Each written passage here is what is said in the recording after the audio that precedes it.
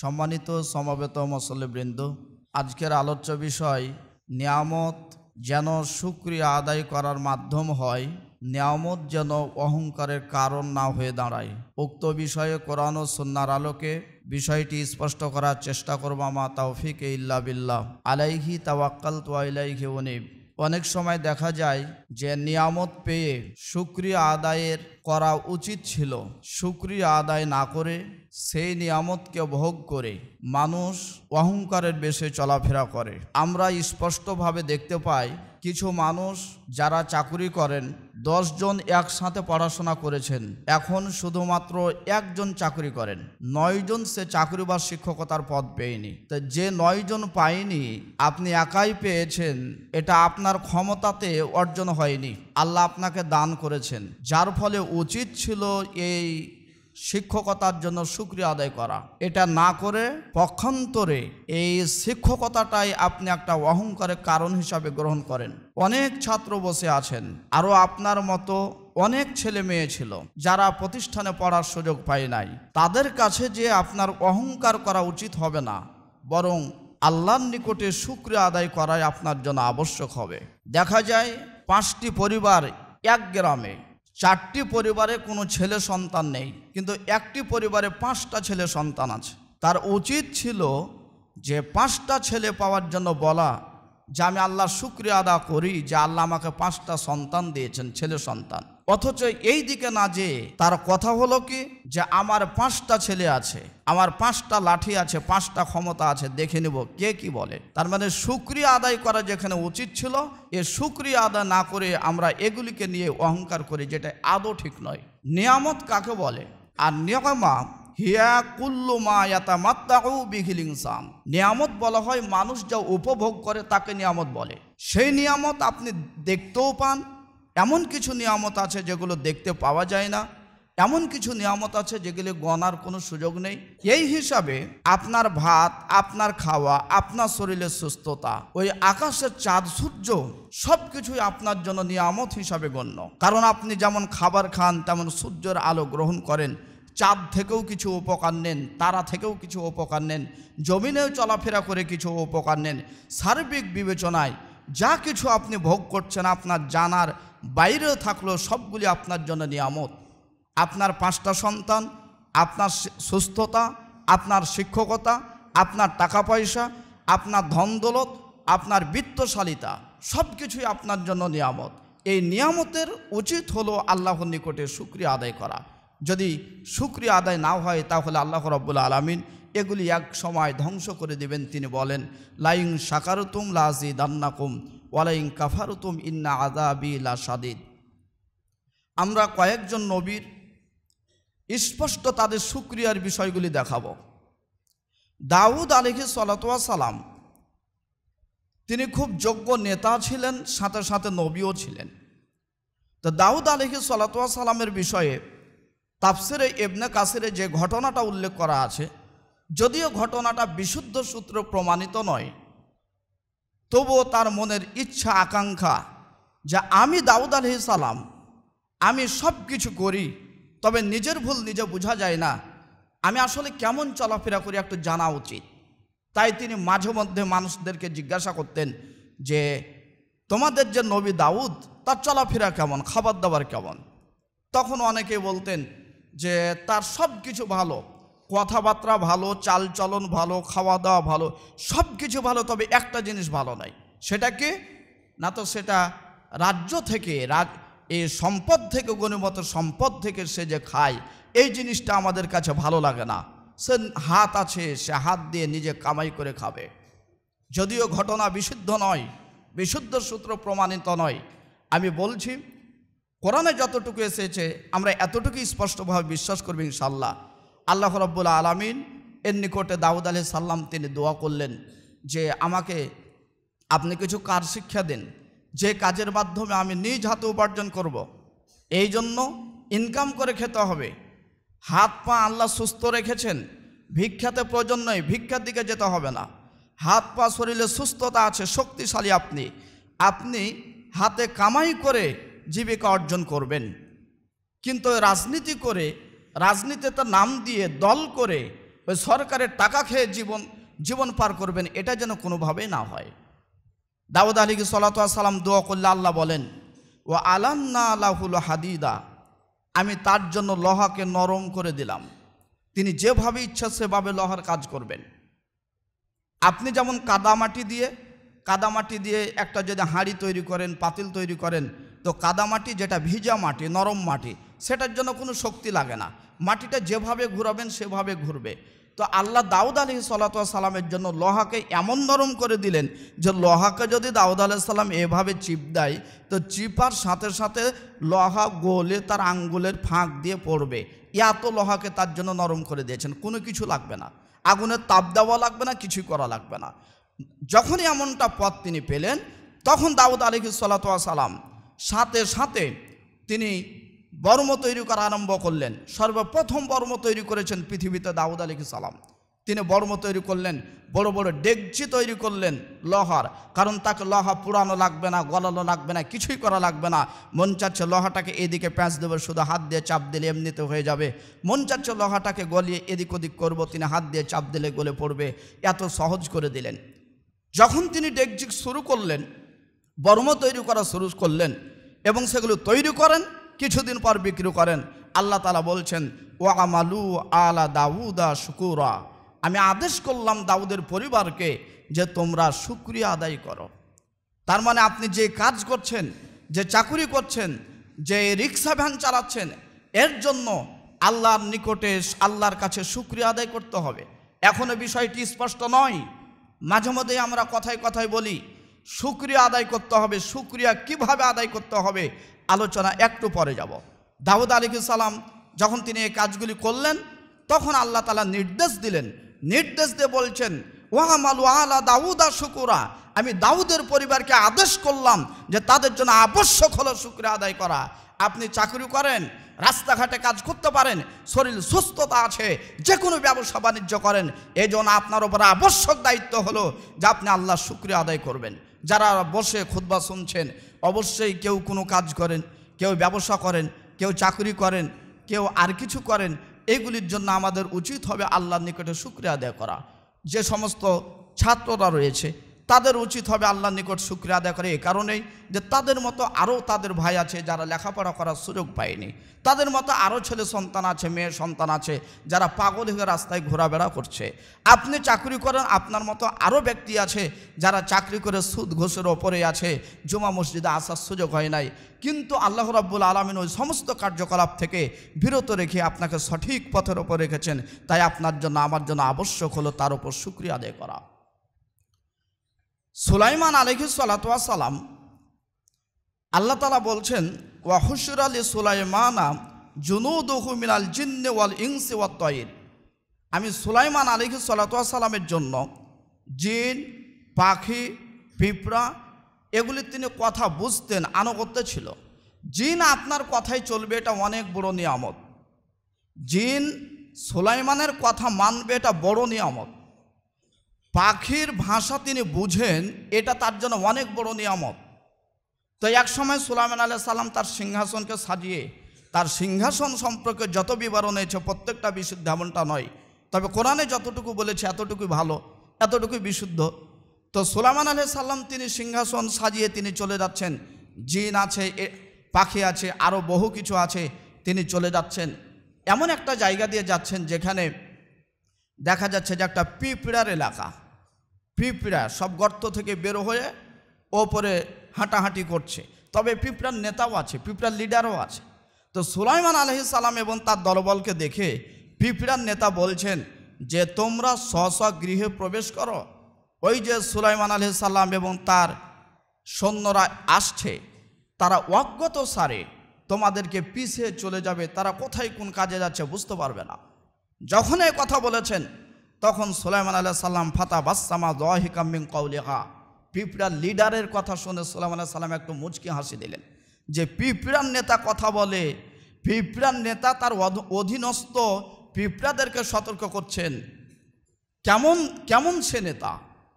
পিঁপড়ার নেতা, পিঁপড়ার নেতা পিঁপড়াদেরকে বলছে তোমরা গৃহে প্রবেশ করো, নচেত সুলাইমান এবং তার সৈন্যবাহিনী অজ্ঞাত সারে তোমাদেরকে পিছে চলে যাবে, তারা বুঝতেও পারবে না। সুলাইমান আলাইহিস সালাম যে পিঁপড়ার নেতাকে ধরে বলছেন, তুমি কি জানো না আমি নবী, আমি সালিম বিশিষ্ট নবী, আমি কারো ওপর অন্যায় অত্যাচার করি না, তুমি কেন এ কথা বললে? পিঁপড়ার নেতা জবাব দিচ্ছেন, আপনি কি শুনেননি?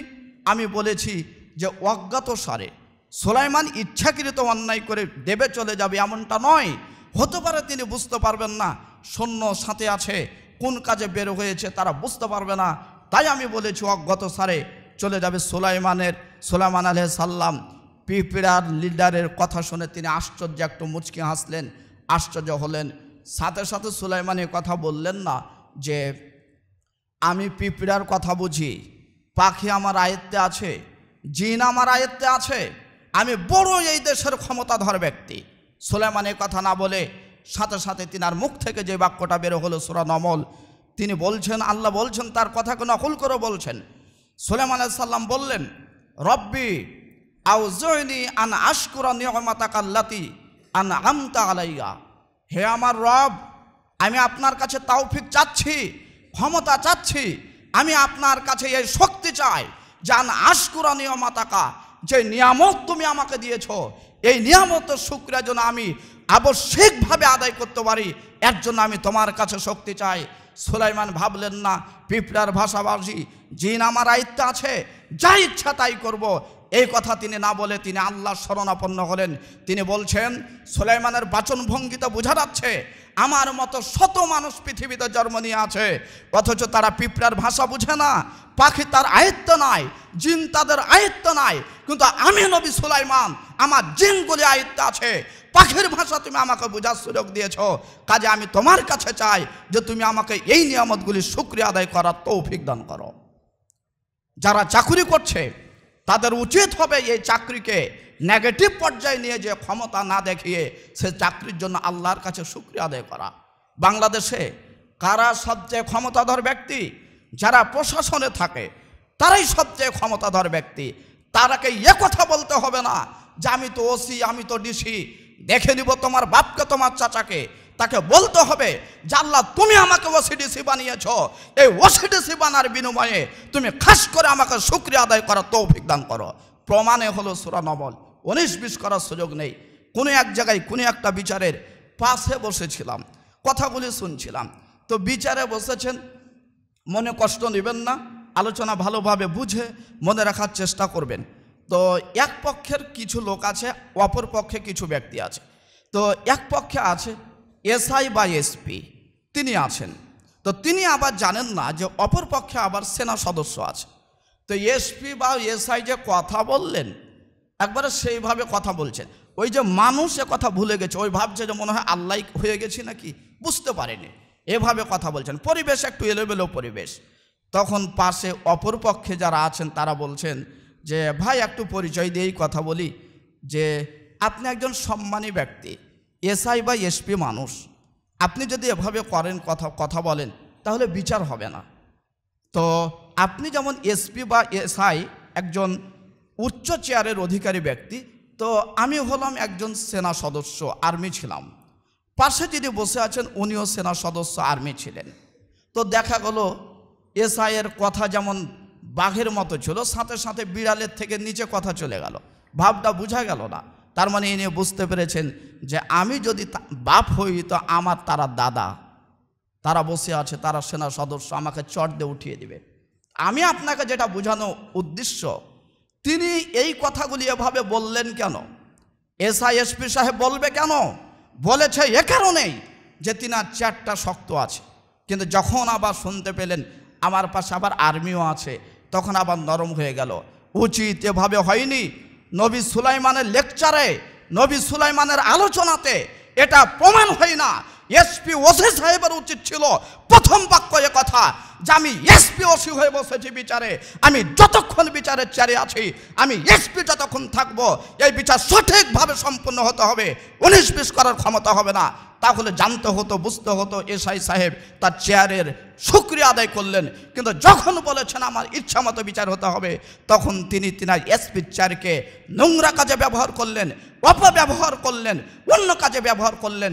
তার এই নিয়ামতের শুকরিয়া আদায় করা হলো না। প্রমাণে সুলাইমান আলাইহিস সালামের আলোচনা। সুলাইমান বলতে পারতেন, কি বলো পিঁপড়া, পিঁপড়ার লিডার, তোমাদেরকে শেষ করে দিব, এলাকার কিছু রাখবো না, জিন আমার তাবে আছে। যদি সেফাতু সফওয়া খুলেন, সিয়ারু আলামিন নুবুলা কিতাব খুলেন, জিনের পাওয়ার সম্পর্কে আলোচনা দেখেন, দেখবেন জিন কি না করতে পারে।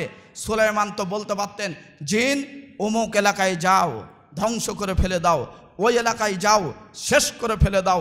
কিন্তু সুলাইমান এ কথা না বলে বলছেন, আল্লাহ জিনের কথা বুঝার শক্তি দিয়েছ, জিনকে তাবে বানিয়েছ, জিন আমার কথা বুঝে, জিন আমার আয়ত্তে চলে, পাখিরা আমার আয়ত্তে চলে, অনেক কিছু তুমি দিয়েছ। এগুলি আমার অহংকারের কারণ নয়, এগুলোর জন্য তোমার কাছে চাই যে তুমি আমাকে শুকরিয়া আদায় করার তৌফিক দান করো। আমি আপনাদেরকে স্পষ্ট ভাষায় বোঝাতে চাই, যারা চাকরিজীবী আছেন, যারা শিক্ষক আছেন, যারা ছাত্র আছেন, যারা টাকা পয়সার মালিক আছেন, আপনাদের উচিত হবে, আল্লাহ আমাকে চাকরি দিয়েছেন, অন্য 10 ভাই চাকরি পায়নি, এই চাকরির জন্য আমাকে শুকরিয়া আদায় করার তৌফিক দান করো। আল্লাহ আমি ছাত্র হিসাবে জামিয়া সালাফে পড়াশোনা করছি, অনেক ছেলে আছে তারা এই প্রতিষ্ঠানে ছাত্র হওয়ার সুযোগ পায়নি, তুমি আমাকে এর কারণে তোমার কাছে শুকরিয়া আদায় করার তৌফিক দান করো। আলোচনায় পরে যাচ্ছি, শুকরিয়া কী দিয়া করবেন? শুকরিয়া তো মুখের ভাষা। সম্মানিত উপস্থিতি, তাহলে উচিত হলো আপনার যত নিয়ামত আছে সেই নিয়ামতগুলির জন্য আল্লাহর নিকটে আল্লাহর শুকরিয়া আদায় করতে হবে। নিয়ামত বলতে শরীরের সুস্থতা বলেন, ছেলে মেয়ে বলেন, স্ত্রী বলেন, আত্মীয় স্বজন বলেন, যত ভালো পরিবেশ আপনার আছে এগুলো সবগুলি আপনার জন্য নিয়ামত। আল্লাহর কাছে দোয়া করি আল্লাহ রাব্বুল আলামিন যেন আমাদেরকে শুকরিয়া আদায় করার তৌফিক দান করেন, বলি আমিন। সহিহ বুখারীর মধ্যে একটি হাদিস পাবেন, কেতাবুল মাগাজি সম্ভবত। আল্লাহ রাসূল সাল্লাল্লাহু আলাইহি ওয়াসাল্লাম তায়েফে গেছিলেন দাওয়াত দিতে। আমরা একজন উপকার করলে 5 দিন পর ভুলে যায়, যিনি উপকার করলেন তার মন আর তার কথা মনে থাকে না। উদাহরণ দিই, আপনারা 5 ভাই, আপনি ছোট ভাই, বড় ভাই আপনাকে সব টাকা দিয়ে, তার ইনকামের টাকা দিয়ে লেখাপড়া করালো, এখন আপনি চাকরিজীবী মানুষ, দেখা যাচ্ছে এখন আপনি আর বড় ভাইকে চিনেন না।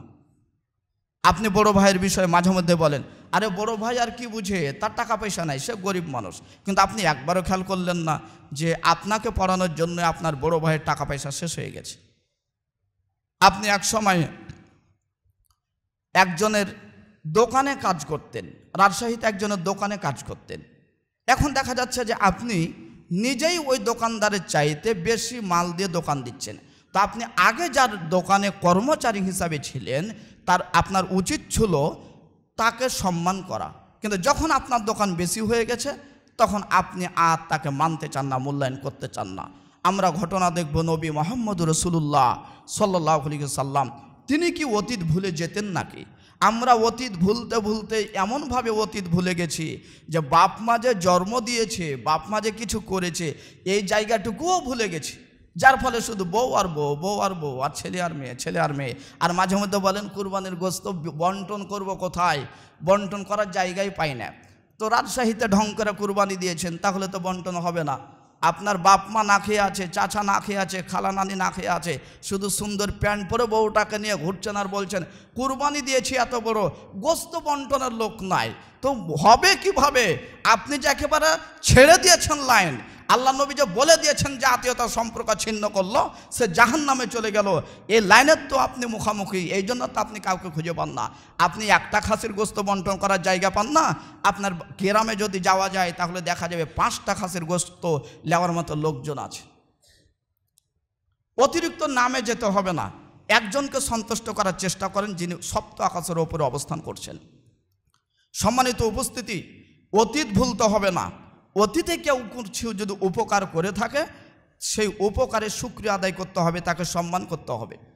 আল্লাহ রাসূল তায়েফে দাওয়াত দিতে গেলেন, তায়েফ থেকে যখন ফিরে আসছেন তখন কিছু ঘটনা ঘটলো যেটা আপনাদের সকলের জানা। তিনি রক্তাক্ত হলেন, পাথরের মায়ের খেলেন, রক্ত পড়লো, অনেক কিছু হলো। একটা নিরাপত্তার প্রয়োজন ছিল, তো রাস্তাতে পূর্ণ নিরাপত্তা দিয়ে মক্কাতে আবার প্রবেশ করার সুযোগ দিলেন মুতাইম ইবনে আদি একজন ব্যক্তি। তিনি তাকে সহযোগিতা করলেন, যদিও তিনি অমুসলিম।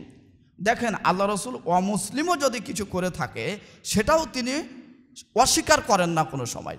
মুতাইম ইবনে আদি তিনাকে পূর্ণ নিরাপত্তার সাথে মক্কাতে প্রবেশ করার সুযোগ করিয়ে দিলেন, তিনি চলে আসলেন।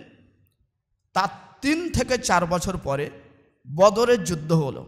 বদরের যুদ্ধের পরে কিছু লোক, কিছু কাফের অমুসলিমকে ধরা হলো।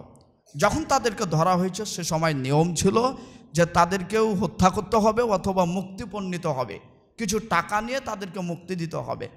তো বদরের যুদ্ধে যাদেরকে ধরে বন্দি করা আছে, তখন আল্লাহ রসুল বলছেন, এই যে বদরে যাদেরকে ধরে বেঁধে রাখা আছে, আজকে যদি মুতিম ইবনে আদি বেঁচে থাকতেন, তিনি মারা গেছেন, যদি মুতিম ইবনে আদি বেঁচে থেকে এই বন্দীদের বিষয়ে যদি তিনি সুপারিশ করতেন, তাহলে আমি মুহাম্মদ সাল্লাল্লাহু আলাইহি সাল্লাম, মুতিম ইবনে আদি এত উপকার আমার উপর করেছে, তার উপকারের সম্মানার্থে আমি সকল বন্দীদেরকে একবারে মুক্তিপণ ছাড়াই, টাকা ছাড়াই তাদেরকে পূর্ণ নিরাপত্তা দিয়ে তাদেরকে এখান থেকে ছেড়ে দিতাম, 1 টাকাও তাদেরকে নিতাম না। 3 বছর বা 4 বছর পরে আল্লাহ রসুল মুতিম ইবনে আদির উপকার মনে রাখতে পারে। আর আপনার আব্বা, আপনার চাচা, আপনার কাকা, আপনার দাদা কত উপকার করলো, আপনার গ্রামের মানুষ কত উপকার করলো, আপনার পাশের ভাই কত উপকার করলো, 5 দিন পরে আর মনে থাকে না। অথচ আল্লাহ রসুল সাল্লাল্লাহু আলাইহি সাল্লাম 3 বছর আগের কথা তিনি মনে করে, শুধু মনে করে নয়, এমনভাবে শুকরিয়া আদায় করলেন যেই যাদেরকে ধরে রাখা হয়েছে তাদেরকে লক্ষ লক্ষ টাকা নিয়ে তাদেরকে ছাড়া হবে।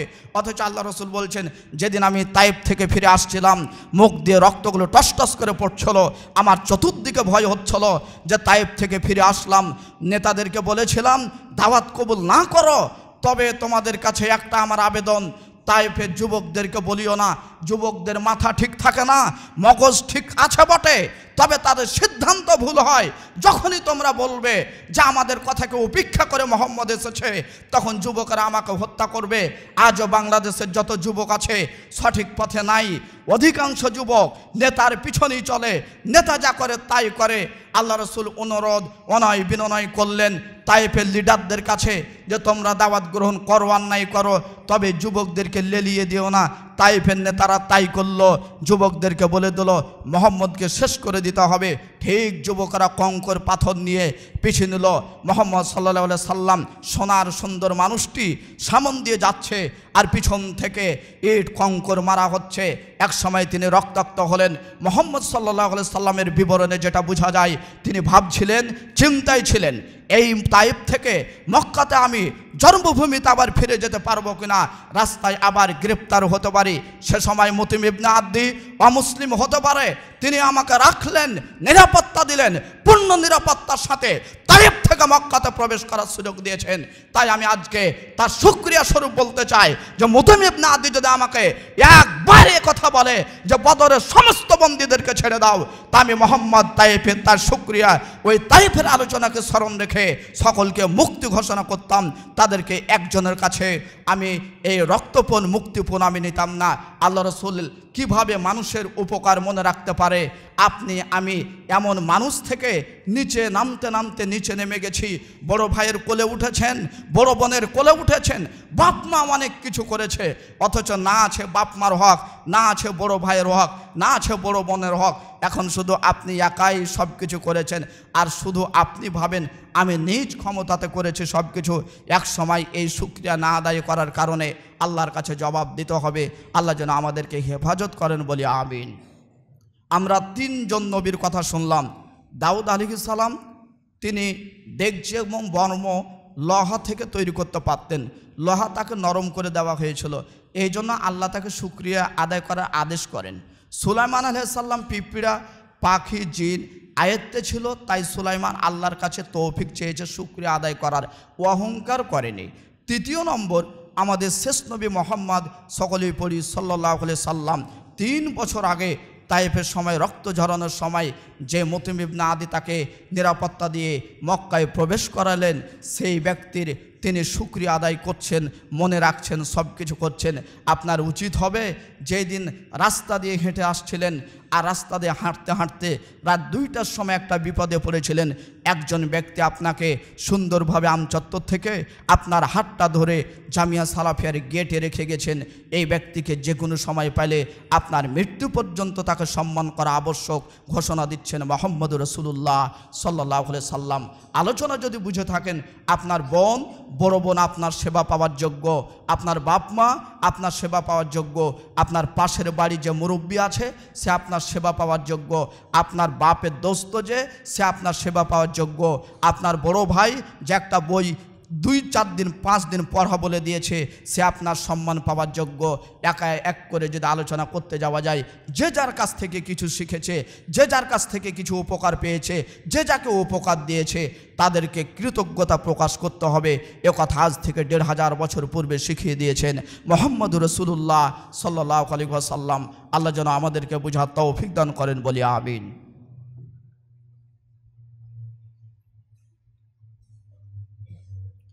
আলহামদুলিল্লাহি ওয়াহদা ওয়াসসালাতু ওয়াসসালামু আলা মান লা নাবিয়্যা বা'দা, আম্মা বা'দ। আমরা এতক্ষণ আলোচনা করছিলাম যে আল্লাহ যে নিয়ামত দিয়েছেন এই নিয়ামতের জন্য শুকরিয়া আদা করতে হবে। সেগুলি দেখাতে যে আমরা দাউদ আলাইহিস সালাম, সুলাইমান আলাইহিস সালাম এবং আমাদের শেষ নবী মুহাম্মদ রাসূলুল্লাহ সাল্লাল্লাহু আলাইহি সাল্লামের কিছু আলোচনা পেশ করেছি। এখন দ্বিতীয় খুতবার মাধ্যমে কিভাবে শুকরিয়া আদায় করব তার কাইফিয়ত কিছু পদ্ধতি বর্ণনা করে আজকের মতো খুতবা শেষ করবে ইনশাআল্লাহ। 1 নম্বরে হলো যে যে নিয়ামতের সাথে যুক্ত আছেন, আল্লাহ যাকে যে নিয়ামত দিয়েছেন এই নিয়ামতের জন্য শুকরিয়া আদায় করতে হবে আলহামদুলিল্লাহ শব্দ দিয়ে, বাক্য দিয়ে। যে কোনো সময় বলবেন আলহামদুলিল্লাহ। যা বলার জন্য উজু গোসল কিছুই লাগবে না, উজু করা লাগবে না, গোসল করা লাগবে না, কেবলা লাগবে না। যেখানে যে অবস্থায় থাকবেন আপনি সব সময় বলতে থাকবেন আলহামদুলিল্লাহ আলহামদুলিল্লাহ। যখনই সময় পাবেন, যখনই স্মরণে আসবে, যখনই সুস্থ সুন্দর থাকবেন সব সময় বলবেন আলহামদুলিল্লাহ। কারণ আপনাকে আল্লাহ শরীর সুস্থ রেখেছেন, আল্লাহ আপনার বাড়িটা দিয়েছেন, আল্লাহ আপনার গাড়ি দিয়েছেন, আল্লাহ আপনার স্ত্রী দিয়েছেন, আল্লাহ আপনার চলাফেরার জন্য বাহন দিয়েছেন। সব কিছুর মধ্যে কিছুই যদি না থাকে, আল্লাহ আপনাকে মুসলিম করে এই পৃথিবীতে পাঠিয়েছেন। কাজে আমাদের উচিত হবে সব সময় আলহামদুলিল্লাহ পড়া। তাহলে শুকরিয়ার একটা পথ পেলাম যে যে কোনো সময় আমাদেরকে বলতে হবে আলহামদুলিল্লাহ বলা। সব সময় আমরা বলার চেষ্টা করব যে আলহামদুলিল্লাহ, এটা বলার চেষ্টা করব। আল্লাহ যেন কবুল করেন, বলে আমিন। দ্বিতীয়, সিজদায়ে শুকুর, কৃতজ্ঞতা প্রকাশ করার জন্য শুকুরের সিজদা দিতে হবে। সিজদায়ে শুকুর, সিজদায়ে শুকুর কাকে বলা হয়? আবু দাউদে একটি হাদিস এসেছে বিশুদ্ধ সনদে। আল্লাহ নবী বলছেন, যখন কোনো কাজ আমাকে আনন্দ দিত তখন আমি সাথে সাথে সিজদায় পড়ে যেতাম। আপনি যখনই কোনো আনন্দর কাজ পাবেন, খুশির সংবাদ পাবেন, তখন শুকরিয়া স্বরূপ আপনাকে সিজদা করতে হবে। এই সিজদার জন্য, সিজদায়ে শুকুরের জন্য কেবলা লাগবে না। যদিও কথাটা একটু আপনার মতের অমিলে যায়, তারপরও কিছু মেনে নেন। আপনি প্রয়োজনে কোরআন হাদিস দেখতে থাকেন। সিজদায়ে শুকুরের জন্য কেবলা শর্ত নয়। যেদিকে আছেন সেদিকে মুখ করে সিজদা করবেন। আপনার ছেলে মদিনা ইউনিভার্সিটিতে পড়াশোনা করার জন্য 7 বছর থেকে চেষ্টা করছেন, কোনোভাবেই হচ্ছে না। 8ম বছরে যে আপনি শুনতে পেলেন যে আপনার ছেলেকে মদিনা বিশ্ববিদ্যালয়ে গ্রহণ করেছে, তখন আপনি পূর্ব দিকে মুখ করে আছেন। যেমনই শুনেছেন যে আমার ছেলে কবুল হয়েছে, আমার ছেলে মদিনাতে গ্রহণ হয়েছে, মুখটা পূর্ব দিকে ছিল, সাথে সাথে আপনি সিজদায় পড়ে যান। এখানে এই সিজদা করার জন্য উজু করা লাগবে না, গোসল করা লাগবে না, পশ্চিম দিকে ঘোরা লাগবে না, কেবলার দিকে মুখ করা লাগবে না।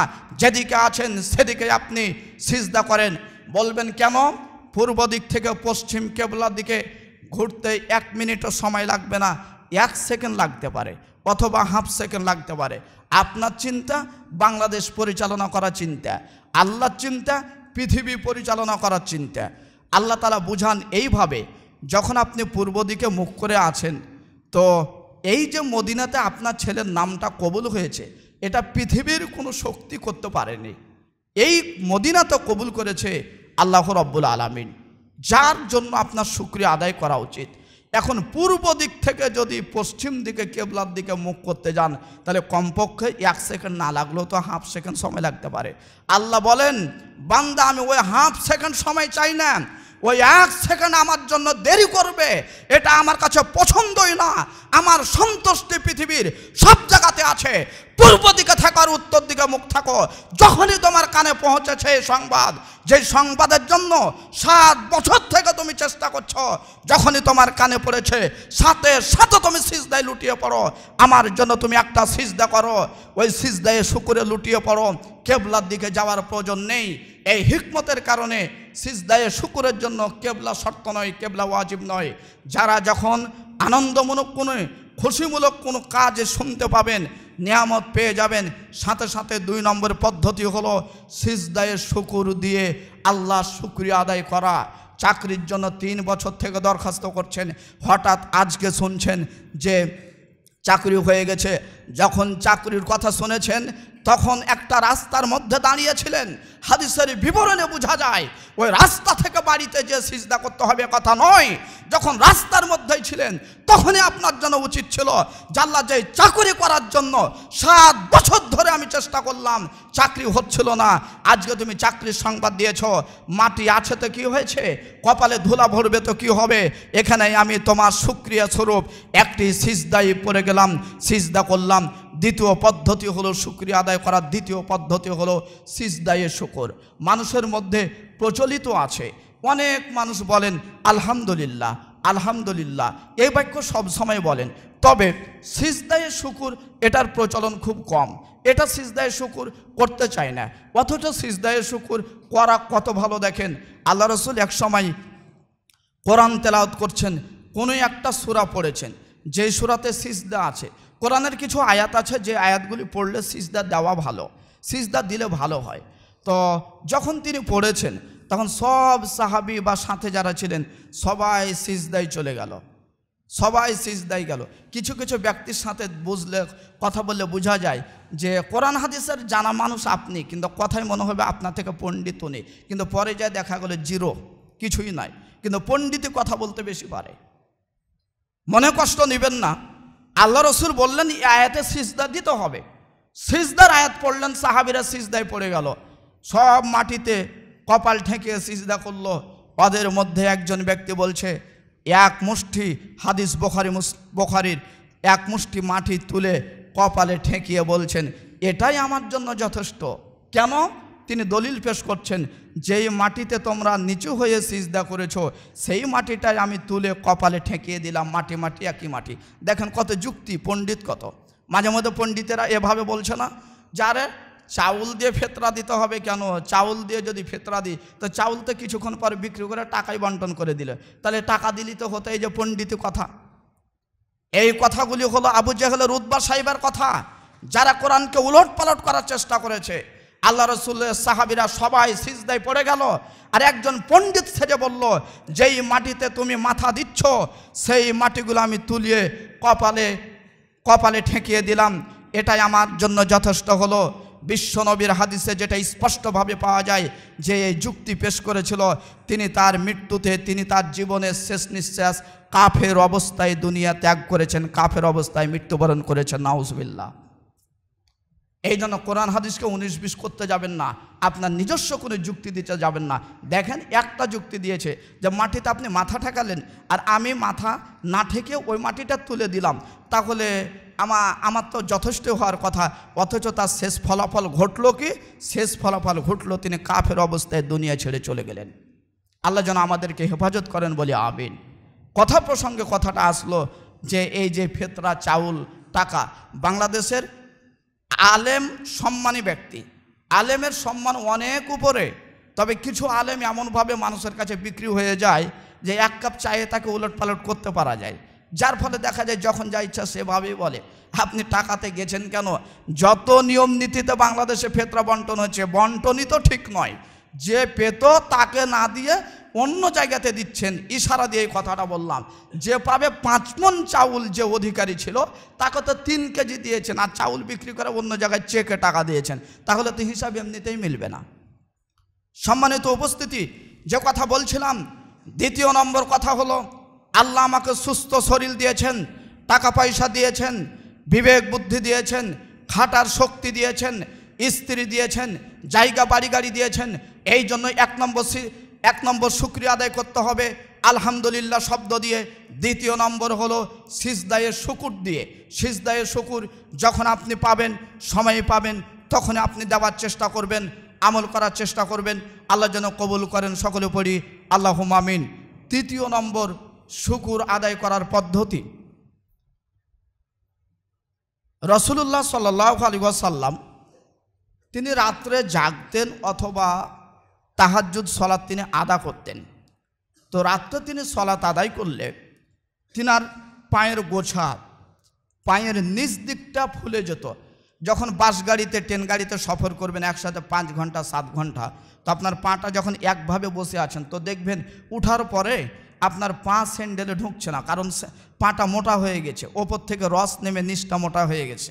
তা আল্লাহ রসুল তিনি রাত্রে নফল সলাত আদায় করছেন। এত সলাত আদায় করতেন, হাদিসের ব্যাখ্যায় পাওয়া যায় তিনি সলাত আদায় করতে করতে যখন তাকে জিজ্ঞাসা করা হলো লাম্মা সুইলা আন সাবাবে হাদ আল ইজতিহাদ, এর কারণ সম্পর্কে যখন জিজ্ঞাসা করা হলো যে আপনি এত কেন সলাত আদায় করেন রাত্রিবেলা, অথচ আল্লাহ রাব্বুল আলামিন আপনার গুনাহগুলিকে তিনি ক্ষমা করে দিয়েছেন, পাপ নাই, পাপ ক্ষমা করে দিয়েছে। তো পাপ নাই আপনার জীবনে, সেহেতু এত নফল সালাত আদায় করে আপনি কেন পাকে ফুলিয়ে দিচ্ছেন? তখন আল্লাহ রসুল বললেন আফালা আকুনু আবদাং শাকুরা আও আফালা আন আকুনা আবদাং শাকুরা, আমি কি আল্লাহ শুকুর গুজার বান্দা হব না? হাদিসের বিশ্লেষণে যায়, হাদিসের বিশ্লেষণ এভাবে এসেছে যে আল্লাহ রসুল বোঝাতে চাচ্ছেন আমি কেন শুকরিয়া আদায় করব না?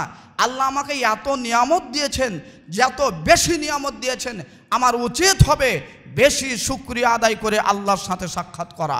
যেহেতু তিনি আমাকে বেশি বেশি নিয়ামত দিয়েছেন, কাজে আমার উচিত হলো যে আমারও বেশি বেশি আল্লাহর শুকরিয়া আদায় করা। তাই আমি শুকরিয়া স্বরূপ বেশি ইবাদত করতে যাচ্ছি।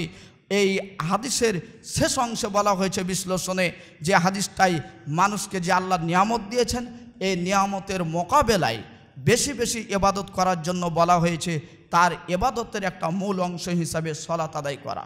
তাহলে আপনি সুস্থ আছেন, ব্যবসা বাণিজ্য ভালো চলছে, ব্যাংকে টাকা ভালো জমা হচ্ছে, চাকরি যেভাবে ছিল ডবল বেতন হয়ে গেছে, সব কিছু মিলে যে চাকরি আপনার সরকারিতে স্বাভাবিক ছিল কিভাবে একবার বেতন একবারে ডবল পেয়ে গেল, একবারই হয়ে গেছে। তো এই যে পেয়ে গেলেন, বেতনগুলো হলো বেড়ে গেল, ছেলে মেয়ে পেলেন, এই জন্য আপনার উচিত হবে যে নফল সালাতে অভ্যস্ত হওয়া। এমনভাবে অভ্যস্ত হতে হবে যেটা পৃথিবীর মানুষকে দেখিয়ে নয়। আলোচনা যদি আপনি বুঝে থাকেন তাহলে আজকে থেকে আপনার উচিত হলো আপনার যে আল্লাহ নিয়ামত দিয়েছেন এই নিয়ামতের জন্য আলহামদুলিল্লাহ বলবেন, সিজদায়ে শুকুর দিবেন। আলোচনা নিয়ে যেতে হবে, মনে রাখতে হবে যত আল্লাহ নিয়ামত দিয়েছেন এই নিয়ামতের জন্য শুকরিয়া স্বরূপ বলবেন আলহামদুলিল্লাহ যে কোনো সময়। দ্বিতীয়ত সিজদায়ে শুকুর করবেন যে কোনো সময়। তৃতীয় নম্বর হলো নফল সালাত আদায় করে আল্লাহর শুকরিয়া আদায় করবেন। আপনি চাকরি করেন, বাড়ি গাড়ি আছে, টাকা পয়সা আছে, আপনার উচিত হবে রাত্রিবেলা সালাত আদায় করা, যাতে করে এই নিয়ামতের শুকরিয়া স্বরূপ আপনি আল্লাহর কাছে এগুলি পেশ করতে পারেন। আল্লাহ রাব্বুল আলামিন যেন আমাদেরকে কবুল করেন। সকলে পড়ি আল্লাহুম্মা আমিন। সম্মানিত সমবেত মুসল্লিবৃন্দ, আজকের খুতবায় যে কথাগুলো আলোচনা হয়েছে আল্লাহ রাব্বুল আলামিন যেন আমাদের সকলকে আমল করার তৌফিক দান করেন, বলি আমিন। আমরা আলোচনা শুকরিয়া, নিয়ামত পেয়ে নিয়ামত যেন অহংকারের কারণ না হয়ে যায়, নিয়ামত যেন আমরা শুকরিয়া আদা করতে পারি সে সম্পর্কে কোরআন থেকে কিছু কথা বলেছি, হাদিস থেকে কিছু কথা বলেছি, এবং কি কি পদ্ধতিতে শুকরিয়া আদায় করব তার 3টি পথ স্পষ্ট করেছি। 1 নম্বর হলো যে কোনো সময় আলহামদুলিল্লাহ বলা, দ্বিতীয় নম্বর হলো সিজদায়ে শুকুর দেওয়া, তৃতীয় নম্বর হলো নফল সালাত অথবা বেশি বেশি ইবাদতের মাধ্যমে তার শুকরিয়া আদায় করা। যারা দিনের বেলা চাকরি করেন, সরকারিতে হোক বেসরকারিতে হোক, 8টা থেকে নিয়ে সন্ধ্যা পর্যন্ত চাকরি করছেন, আপনাদের এই চাকরির জন্য শুকরিয়া হিসাবে আলহামদুলিল্লাহ যেমন বলবেন, সিজদায়ে শুকুর যেমন দিবেন, তেমন সাথে সাথে রাত্রিবেলা উঠে নফল সালাত আদায় করবেন, যাতে করে আপনার এই নিয়ামত কোনো সময় ধ্বংস না হয়ে যায়, যেন আপনার থেকে ছেড়ে চলে না যায়। এই জন্য আপনাকে এগুলো করা লাগবে। আমি সহ আপনাদের সকলকেই যেন আল্লাহ রাব্বুল আলামিন আমল করার তৌফিক দান করেন। বিশেষ করে যে সমস্ত ছাত্র এবং ছাত্রীরা অবস্থান করছো, তোমাদের জন্য যে তুমি হাফেজ ছাত্র, কোরআনের হাফেজ, অহংকার আসবে না। ছাত্র দাওরা পাস, অহংকার হওয়ার কথা নয়। একটা মেয়ে হাফেজা আলেমা, তার অহংকার করা উচিত নয়, তার উচিত হবে আল্লাহর বেশি বেশি শুকরিয়া আদায় করা।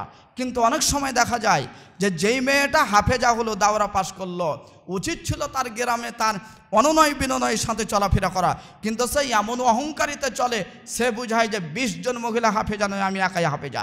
তো এই ইবাদত দিয়ে তো আল্লাহকে পাবেন না, এটা তো অহংকারের দিকে চলে গেল। এই জন্য এইগুলি একটা বড় বড় নিয়ামত, এগুলি যেন আপনার অহংকারের দিকে চলে না যায়। সাথে সাথে খুতবার শেষে আপনাদেরকে আরেকটা কথা বলে আজকের খুতবা শেষ করি। আল্লাহ রাব্বুল আলামিন আপনাদেরকে ছেলে মেয়ে এই প্রতিষ্ঠানে বা অনুরূপ বিভিন্ন প্রতিষ্ঠানে আপনাদেরকে সুযোগ করে দিয়েছেন দেওয়ার, আপনাদের হাত মুখ চলাফেরা যেন খুব ঠিক থাকে।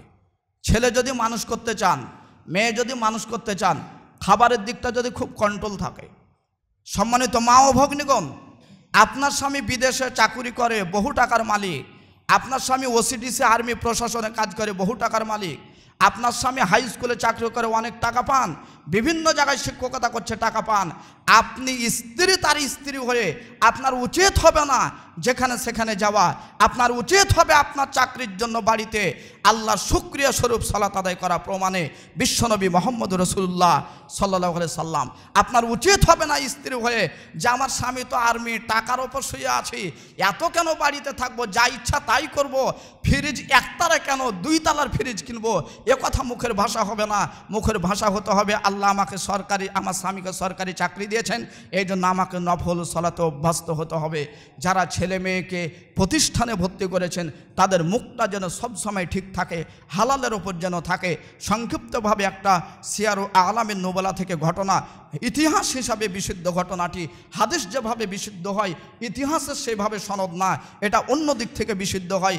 ইতিহাস হিসাবে যেটা বিশুদ্ধ সেই ঘটনাটা বলি আজকের খুতবা শেষ করবে ইনশাআল্লাহ। একজন, যারা হাদিস পড়ায়, একজন ব্যক্তিকে খুব চিনি, উচ্চতর মুহাদ্দিস, খুব স্বর্ণ শিখরের ব্যক্তি, তিনি হলেন আব্দুল্লাহ ইবনে মুবারক। সবাই চিনে, খুব ভালোভাবে চিনে। তো মুবারক একজন কর্মজীবী মানুষ, কাজ করা মানুষ। ইতিহাস খুঁজলে দেখা যাবে যে 100 জনের মধ্যে 2 জন বড় বড় চাকরিজীবীদের মানুষ আলেম ওলামা হয়েছে, অতীতের কথা বলছি। আর বড় বড় মনসী যারা, তারা হলো সব ফকির ব্যবসায়ী, তাদের, কারণ তাদের টাকা পয়সা সব হালাল ছিল, আল্লাহ একবার দোয়া করাতে কবুল করেছে। আর আপনার ছেলের দোয়ার আগে আপনার টাকাই তো আগে হাঁপাহাঁপি করতে হবে। ব্যাংকে তো টাকা আছে, সেই ব্যাংকের অর্ধেক হালাল অর্ধেক হারাম, আপনি নিজেই জানেন। তা আগে হারামটি ব্যাংক থেকে তুলে পেশাব পায়খানা টয়লেটে দিতে হবে, তারপরে যাই নামাজ পড়ে দোয়া করতে হবে। এমনি যেখানে সেখানে আলেমের ফতোয়া নিয়ে ওই টাকা খেয়ে যদি তাহাজ্জুদে বসেন, তাহলে তাহাজ্জুদ হবে না। যে বলেছে ওই ভয়ে বলেছে, আপনাকে দেখলে তো আগেই সালাম দেয়, অথচ ওই তো সালামের অধিকারী ছিল, ভয়ে ফতোয়া দিয়েছে। এই জন্য আপনিও বিপদে, সেও বিপদে। মোবারক, আব্দুল্লাহ ইবনে মুবারক জগৎ বিখ্যাত হাদিসের পণ্ডিত, 70,000 হাদিসের হাফেজ ছিলেন, যার পিছনে শত শত মুহাদ্দিস কলম ধরে আছে, যাকে স্বর্ণ শিখরে রাখা হয়েছে। সেই মোবারক আব্দুল্লাহর পিতা, যদিও ইতিহাসে আব্দুল্লাহর সাথে ঘটনাটি যুক্ত আছে, আব্দুল্লাহর সাথে ঘটনা যুক্ত নয়। তদন্তে ভুল হয়েছে, তথ্য ভুল হয়েছে, গবেষণাতে ভুল হয়েছে, ঘটনা হবে মোবারকের সাথে যুক্ত। মোবারককে এক বাড়িতে কর্মচারী হিসাবে রাখলো। মোবারক এক বাগান পাহারা দিতে বললেন, মালিক বাগান পাহারা দিতে বললেন। মোবারক বাগান পাহারা দিচ্ছেন, হঠাৎ কিছুদিন পরে মালিক বাগানে প্রবেশ করে বলছেন, যাও কিছু ফল এনে দাও, ফলগুলি আমি খাবো। তো মোবারক ফল এনে দিলেন, তো ফলগুলো একটাও মিষ্টি নাই, একটাও মিঠা না, সব ফল টক। তো বাদশা বলছেন যে মোবারক তুমি বাগান পাহারা দাও, তো ফল তো সবই টক, মিষ্টি ফলগুলো নিয়ে আসো। তো মোবারক আবার ফল নিয়ে আসলেন, দেখা গেল দ্বিতীয়বার যে ফল দিয়েছেন সেগুলো আরও টক। তো মোবারককে বলছেন যে তুমি কি পাহারা দাও, বাগানের ফল কিভাবে পাহারা দাও, বাগান কিভাবে পাহারা দেয়, এগুলো আরও টক, আবার নিয়ে আসো। মোবারক আবার ফল এনে দিলেন, আবার টক ফল। তখন বাদশা বলছেন, মোবারক তুমি বাগান পাহারা কিভাবে দিচ্ছ? আমি মনে হয় না তুমি বাগান পাহারা দাও। আমার বাগানের ফল, কোন ফল টক আর কোনটা মিষ্টি, এ কথাই যদি তুমি না জানো, তাহলে এই বাগান তুমি কিভাবে পাহারা দিতে পারো? সিয়ারু আলামিন নুবলা খুলুন। মোবারক তিনি উচ্চ কণ্ঠে বলছেন, বাদশা থামুন, আপনি আমাকে বাগান পাহারা দিতে বলেছেন, ফল খেতে বলেননি। কাজে আমি বাগান পাহারা দিয়ে যাচ্ছি, বাগানের কোন গাছের ফল মিষ্টি আর টক এ কথা আমি মোবারক বলতে পারবো না। ওই যে দেখেন ঝুড়ি আছে, পাত্র আছে, বাগানে গাছ থেকে যে ফল পড়েছে সেই ফলগুলি আমি সেখানে জমা রেখেছি। ওই ফল খাওয়ার অনুমতি দেননি, ওই ফল মোবারকের জিহ্বা সাদা সাদা করেনি। এইবার বাদশাহ নিস্তব্ধ হয়েছে। আলেম ওলামার আচরণে, আলেম ওলামার চলাফেরাতে পুরো পৃথিবীর মানুষ নিস্তব্ধ হয়ে যাবে তাদের আচরণে। অথচ আলেম ওলামার চলাতে ভুল আছে, খাওয়াতে ভুল আছে, কথাতে ভুল আছে, যার ফলে বাংলাদেশের মানুষেরা আলেম ওলামাকে যা ইচ্ছা তাই বলে। অথচ আলেম ওলামার সামনে সিগারেট খাওয়া যেত না, আলেম ওলামার পা ধোয়া উচিত ছিল সাধারণ পাবলিকের। যদি প্রমাণ নেন, সহিহ বুখারীর প্রথম পর্ব খুলেন, স্পষ্ট বিবরণ পাবেন সেখানে আলেমের মর্যাদা কেন নিচে চলে গেল। বাদশাহ এই মালিক তিনি নিস্তব্ধ হয়ে গেছে, মোবারক একজন চাকর তার কাছে নিস্তব্ধ হয়ে আছে। কারণ বাদশাদের স্বভাবের কুম, যারা মালিক তাদের স্বভাবের কুম। 6 টাকা জনগণকে দেয় আর 3 টাকা পকেটে ভরে, বেতন 26,000, 20,000 সুদ খায়, ঘুষ খায়। বাদশাকে একবারে টক টক করে দাঁড় করিয়ে দিয়েছে। এর নাম হলো মোবারক। বাচ্চা মানুষ হবে না মানে, আপনার ছেলে মেয়ে মানুষ হবে না মানে, আপনার চলাফেরাতে ভুল আছে, আপনার খাওয়াতে ভুল আছে, আপনার টাকাতে ভুল আছে, যার ফলে বাচ্চার এত সমস্যা নেমে এসেছে। প্রতিষ্ঠানের সমস্যা নয়, শিক্ষকের সমস্যা নয়, ব্যাংক ভর্তি করে হারাম টাকা রাখবেন, ব্যাংক ভর্তি করে হারাম টাকা রাখবেন, আর শরম লাগে না এসে কথা বলবেন আমার বাচ্চাকে 3% হলো কেন, আমার বাচ্চা 100% হলো না কেন। এই আপনার লেকচার আমরা শুনতে চাই না। আপনার বাড়িতে সব কিছু ঠিক করেন, সপ্ত আকাশের ওপরে যিনি আছেন তার রহমত নেওয়ার চেষ্টা করেন। মোবারকের কথা শুনে বাদশাহ নিস্তব্ধ হয়ে দাঁড়িয়ে আছে। মোবারককে বলছে, বাদশাহ এবার বলছে, মোবারক আমার একটা মেয়ে আছে, তুমি বলো তো কার সাথে বিয়ে দেওয়া যায়। তখন মোবারক বলছেন, ইহুদি যারা তারা দেখে সৌন্দর্য, খ্রিস্টান যারা তারা দেখে টাকা পয়সা, নবী মোহাম্মদ রাসূলুল্লাহ সাল্লাল্লাহু আলাইহি সাল্লামের উম্মত যারা তারা দেখে দিনদারিতা। আপনার যেটা ইচ্ছা সেটা গ্রহণ করতে পারেন। ওই বাদশাহ বাড়িতে ফিরে আসলেন, স্ত্রীর সাথে কথা বললেন। স্ত্রী বলছেন, ঠিক আছে এই ছেলের সাথে বিবাহ দিতে হবে। মোবারকের সাথে বিবাহ দেওয়া হলো। এই মোবারক যেমন সুন্দর ছিলেন, বাদশার মেয়েটাও তেমন আল্লাহওয়ালা ছিলেন। বাদশার মেয়ের যত কথা পাওয়া যায় তার মধ্যে একটা ভালোভাবে কথা পাওয়া যায়, সেটা হলো বাদশার মেয়ে বাড়িতেই অবস্থান করত, বাইরে ঘোরাফেরা করতো না। কিভাবে বুঝে গেলেন বাংলাদেশের মানুষ মেয়েদেরকে বাইরে ঘোরাতে হবে, মেয়েদেরকে বাড়িতে থাকাই উচিত। এইবার দেখা গেল ওই মেয়ের সাথে, বাদশার মেয়ের সাথে মোবারকের বিয়ে হলো। এই সৎ পিতা সৎ স্ত্রীর মাধ্যমে পৃথিবীতে যে বাচ্চাটা নেমে আসলেন সেই বাচ্চা হলেন আব্দুল্লাহ, যিনি কিয়ামত পর্যন্ত সূর্য যতদিন পূর্ব দিকে উঠছে ততদিন যারা হাদিস পড়াছে এক বাক্যে বলতে হবে, সারা পৃথিবীর মধ্যে জগৎ বিখ্যাত যদি 20 জন মুহাদ্দিস থাকেন তার মধ্যে একজন মুহাদ্দিস হলেন আব্দুল্লাহ ইবনে মোবারক। যেই মোবারক বাগানের ফল খেতে খায়নি, সেই মোবারকের উরুস থেকে একজন বাচ্চা জন্ম নিল যিনি হলেন আব্দুল্লাহ। তিনি 70,000 হাদিসের হাফেজ ছিলেন। সংক্ষিপ্ত বিবরণের মধ্যে ঘটনায় যারা পিতামাতা আছেন, আপনার মুখ, আপনার খাওয়া, আপনার চলাফেরাকে নিয়ন্ত্রণ করুন, আপনার বাচ্চা সপ্ত আকাশের ওপর কবুল হবে ইনশাল্লাহ। যারা আলেম ওলামা আছেন তারা আপনাদের অবস্থান ঠিক করুন। যার বাড়িতে দাওয়াত খেতে হবে না, যেখানে সেখানে যেতে হবে না, যার কথাতে বিক্রি হতে হবে না।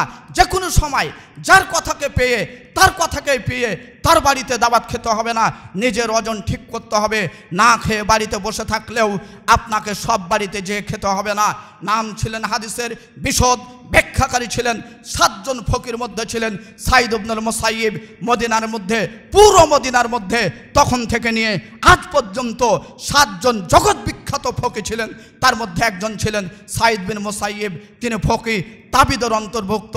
তিনি তার মেয়েকে বিবাহ দেওয়ার সময় বাদশাহ বলেছিলেন, সাইদ ইবনে মুসাইয়িব তোমার মেয়েটা, তুমি গরিব মানুষ, অভাবী মানুষ, তোমার মেয়েটাকে আমার ছেলের সাথে বিবাহ দাও, তুমি বড় অট্টালিকা পেয়ে যাবে।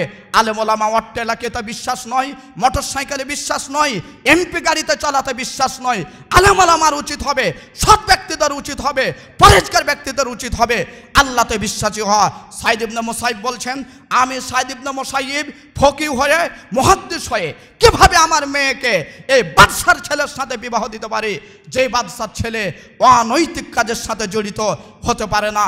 বাদশাহ রাগ থামতে না পেরে সাইদ বিন মুসাইয়িবকে জেলখানাতে আটকে দিলেন।